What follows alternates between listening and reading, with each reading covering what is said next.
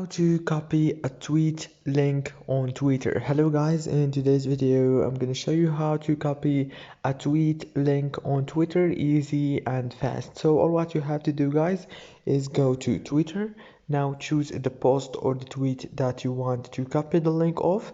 For example, I'm gonna copy this Champions League post link. All what you have to do is click here on this little icon, and here you will find three options, and here is the copy link option. Click on it and the link is copied.